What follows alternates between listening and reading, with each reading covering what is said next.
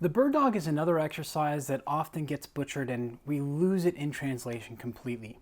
Now this exercise is actually an exercise in anti-rotation and the ability to lock your ribcage and pelvis together. Now this is a very difficult exercise.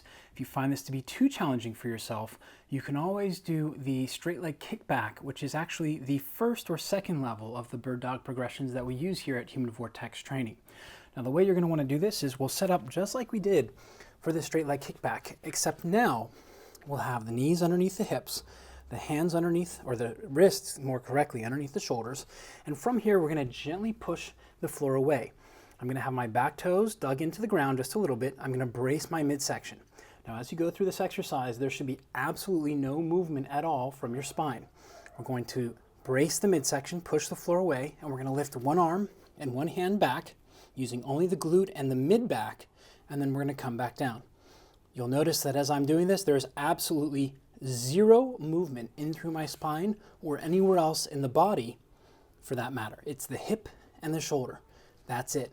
Now, when you go to switch sides, pay attention to how much hip shift you have, because that can be a sign between one side being stronger than the other. So let's take a look at the other side.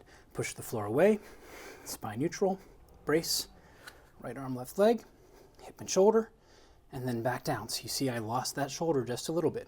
So we want to make sure we're not shrugging. We're going to stay nice and solid.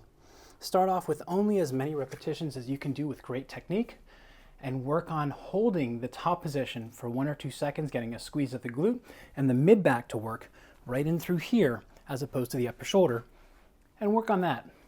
That'll usually be good for about a season or two.